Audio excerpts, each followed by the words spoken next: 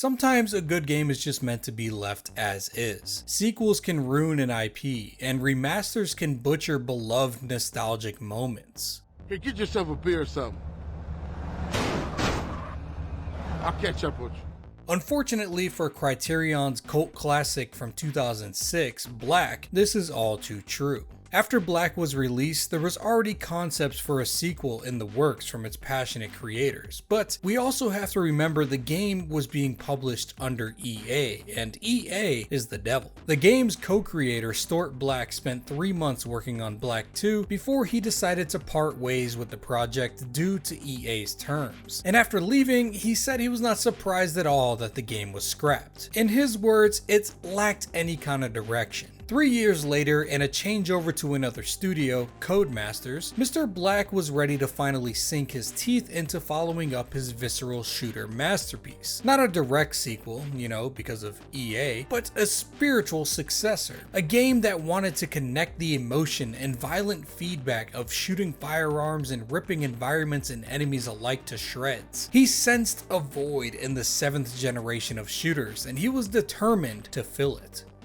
This was monumental. Stuart wasn't the only member of Criterion that worked on Black that jumped ship to go over to Codemasters either. So when he presented this project, it was kind of like putting the band back together, but also tons of new people and minds within Codemasters to help make this project bigger and better than what he could have hoped for from Black 2. This spiritual successor to Black is Bodycount, and why this motivational tale of making a passion project sounds magnificent, it soon starts to crumble when development actually starts. Differing minds swayed the project to areas that Black didn't want to go, and with these creative differences, Stuart Black actually left Codemasters before Bodycount even released. So this spiritual sequel to Criterion's Black is now being made and released without the creator of Black still on board, and furthermore leaving because of the way that it was going. This didn't bode well for the game at all, with trailers for the game getting negative feedback for what they had to show and seemingly no one wanting this game to be released. But in the fall of 2011, it came out and, well, let's just say it wasn't winning over any of the skeptics. In Bodycount, you control an operative in an organization called the Network, sent into conflict zones of West Africa and East Asia to try to bring peace through superior firepower. But it's soon revealed that the true enemy is instead a high-tech secret group called the Target, who have been influencing these global conflicts for their own benefit. The protagonist is silent but deadly like a fart, with no voice lines or really any way to interact with the world around them, with only 2 characters in the whole game having voice lines or any kind of character presence at all. One is the voice that's in your earpiece for the first 2/3 of the game, kind of telling you what to do and giving you some semblance of what's going on, and the second is the Target's big boss lady in the final moments of the game, who again gives some vague exposition on the Network and the Target's history together, but it's all very shallow. And this isn't that terrible, all things considered. If we go back to the game that this title is basing itself off of, the story was never a big portion of the final product, but somehow Black's C-tier Tom Clancy movie plot is still miles better than whatever this is in Bodycount. It feels like there was some cool story potential in this world. There is a lot of world building that is just left at surface level, so either it was scrapped mid-development or something happened to cause the game to change courses. Probably nothing to do with Stuart leaving production, I'm sure. Black's story wasn't that deep, but the way that it was presented at least felt understandable. It offered some nice beats to keep you walking along the path of hand grenades and gun casings. Bodycount's story was not even that. Probably wondering why we're here, right?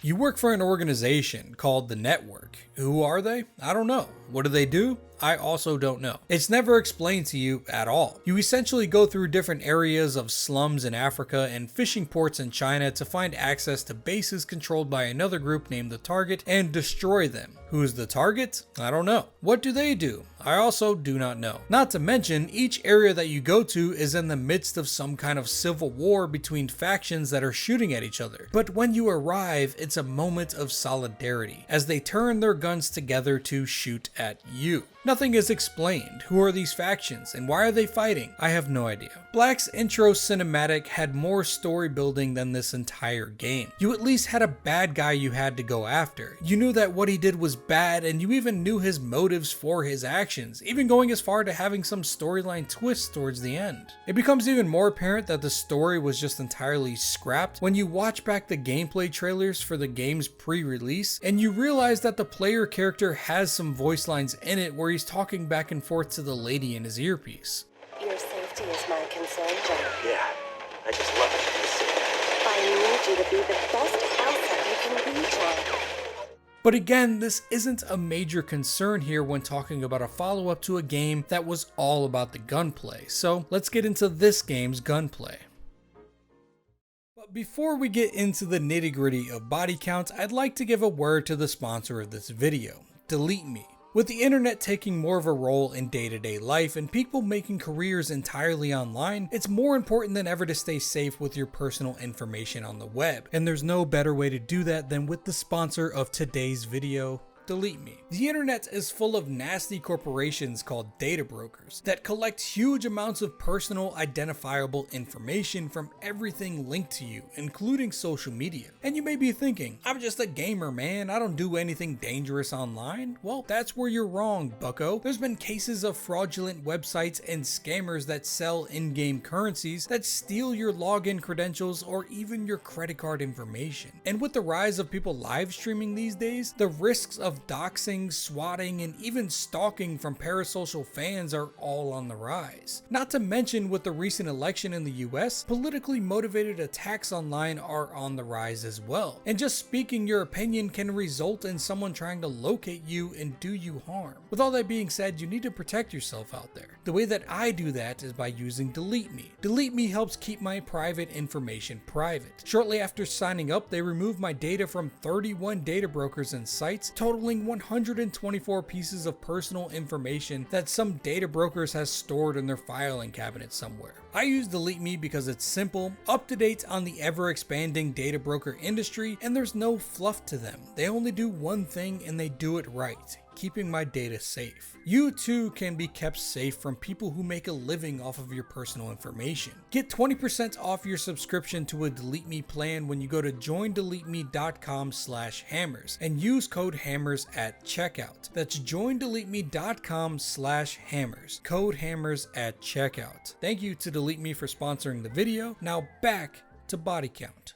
For the most part, the combat in this game is really good. It feels tight, the guns feel visceral, and the environmental destruction is a lot of fun to play around with. There's only a few weapons in the game. Codemasters focused on having a small roster of guns, but making them all quite unique to each other and feel really good to use in different applications. Like Black, I don't think there's a single gun that isn't tons of fun to use. However, you can only change your guns at weapon caches found within the levels, usually at the very start, and you're kind of stuck with your selection until you reach another cache, which is typically the next level. You can't pick up enemy weapons at all in the game, and there isn't weapon caches spread around in each level. But every couple of levels you do end up unlocking a new weapon. So you start these levels with new unlocks to check the guns out, giving you some variety to the combat for a good portion of the game. That is until you unlock the sci-fi weapons of the targets, and there is no reason to ever use anything else. They are just too good to warrant picking any other gun.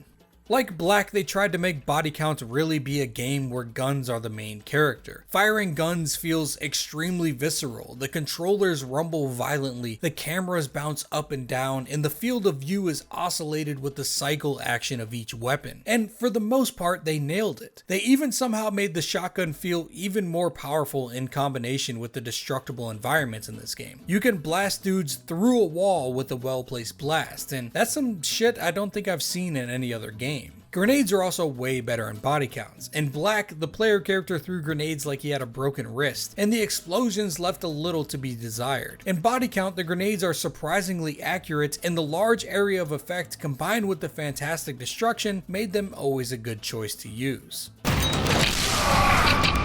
I will say though, they dropped the ball on the sound design for the weapons. One of the best things Black did was have good sounding guns, and the use of different guns firing to create a choir of gunshots. But in Body Count, the guns don't really sound nearly as good, and the firefights fall flat in comparison. There are even some sound bugs in the game sometimes when aiming down sights with certain guns, they just go completely silent. Now, this may be an emulator issue on my end, but I wouldn't be surprised if that was what it was like in the physical copy as well.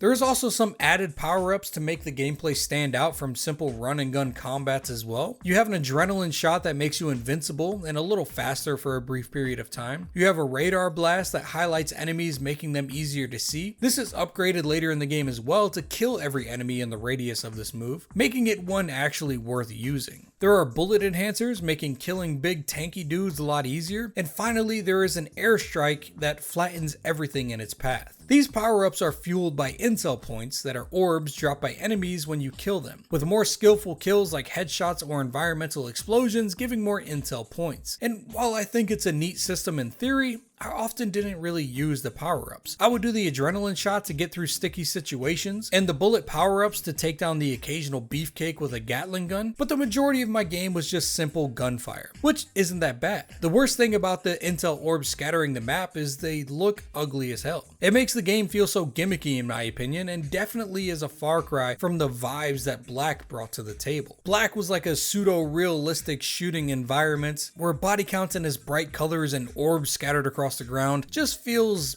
lesser. The ADS or focus sight was something that took me a while to get used to as well. Usually in games you can ADS and still walk with your character while aiming down the sights to get a good angle. But in this game, once you ADS, you are planted in place and the movement is translated into some intense multi-axis leans from your character. Pretty good for getting some shots around cover, but when you're trying to get a nasty angle around the corner by walking and aiming at the same time, it just throws you off. Even in the final levels of the game, I wasn't really used to this mechanic.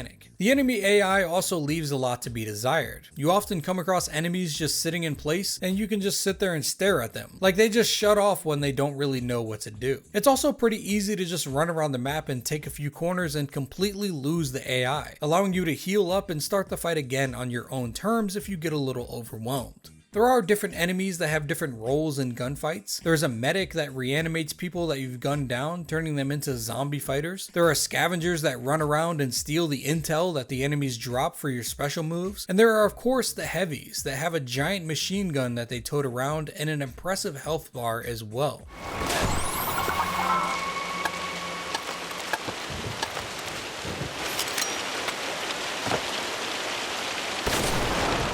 There are some others as well, like kamikaze soldiers that run at you with a grenade in their hand, or of course the sniper enemies with long red lasers, which is odd considering that you never get to use a sniper rifle yourself in this game. The enemy variety is good though. It's not something that I think I crave more of in shooting games. I'd rather have a good enemy AI to make more engaging gunfights, but this game crapped the bed in that aspect, so at least you get a little variety to the brain dead combatants. The environmental destruction is another big win for this game. Everything can crumble and explode around you, sometimes to a fault. When there's a lot of gunfire coming your way and you need to take some cover, that cover will soon not exist. It's fun to blow holes out of the walls in the buildings and shred pillars and concrete blocks as the fight is going on, and it's one of the few things that this game improved on from its predecessor. It's also really satisfying when you go into these pristine bunkers of the target throughout the game and just tear that bitch up. The levels in this game are repeated throughout the main story. There are only 15 or so levels, and out of that there is probably only 7 unique locations, with some areas being one-to-one repeats and some areas technically having slight alterations, like just progressing through the level in reverse. But realistically, it's just the same as others, and the high-tech bunkers of the target are the biggest culprit here. You go through them 4 times in this game, and each time the levels are identical.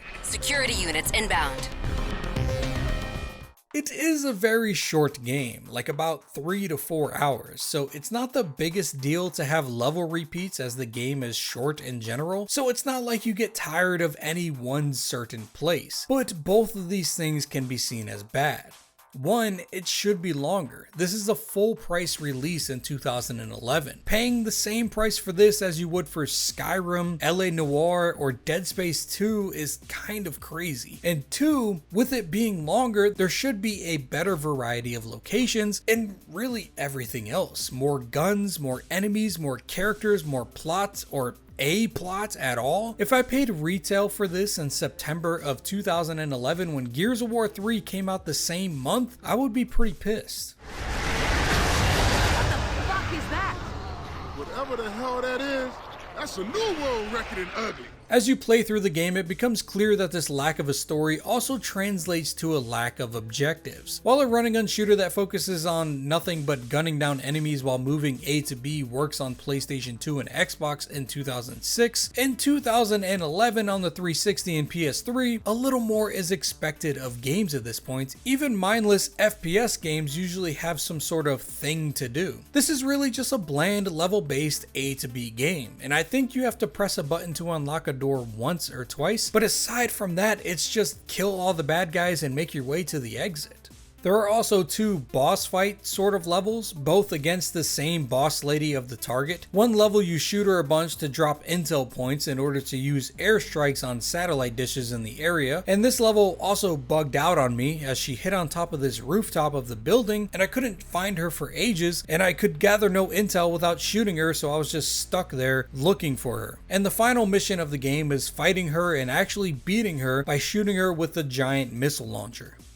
You have not won.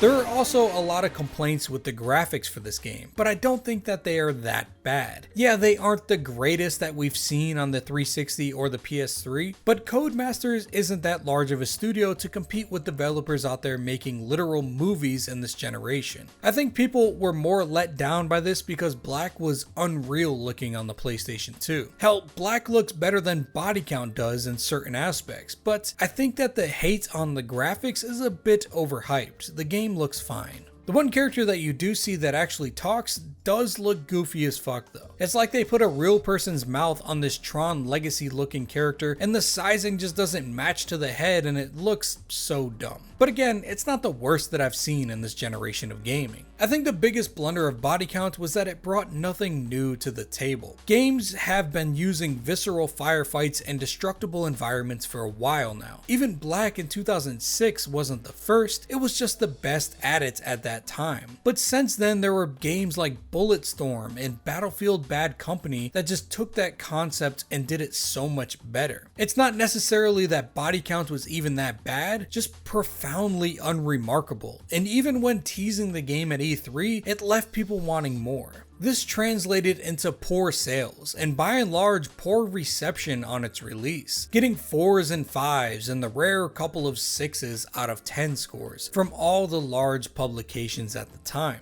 With most of the articles boiling down to, it's not that bad, but it's not very good either, and it does no one thing better than any one game, giving little reason to actually play it, and I agree with that completely. I can't say I wasn't not having fun when gunning my way through levels, but if the game wasn't over in 3 hours, I also can't promise that I would have finished it. I definitely don't want to give it another playthrough after my meager couple of hours. In a way, bad and janky games are even more fun to play because at least there is enjoyment from the jankiness. Bodycount is just entirely unremarkable. It's not good enough to be remembered, and it's not bad enough to be commented on, which is why it's kind of been lost to time. Unfortunately, with these shortcomings though, the Guildford Codemasters studio that worked on this project was shut down, with 70 people losing their jobs. Codemasters saying that they need to focus on just doing their racing games from now on, something that they should have stuck to, because in 2015 they tried again to branch out with Overlord Fellowship of Evil, which did way worse than Bodycount did. It's been nearly a decade since then, and they seem to have learned their lesson, only doing racing games.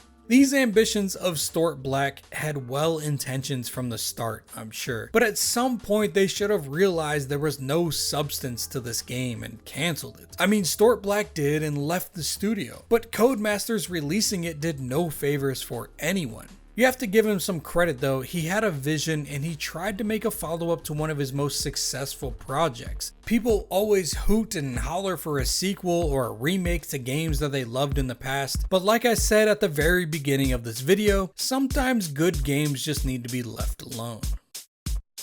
With that being said, I'd like to give a shout out to my patrons and YouTube members for holding it down. Doc Schwinn, Kid Kingpin, Zachary Parkerson, Not Much, Anonymous Starkweather, Crash Bandicoot 25, Ben Stevens, Yay Man, Potty, Alfred Correa, Kenneth Butler, Ethan Carpenter, Hans, Matthew Taylor, Nick the Brosa, Fremdite, Nico Mendez, Dylan Klink, Frankie Hammer, Peanut So Holland, Grizzly Wizzly, Sexy Pickles, Forge'em Nas, Shotgun Minister, AC, and Dogu Kakekson. As always, thank you for watching. I hope to see you next time. Peace.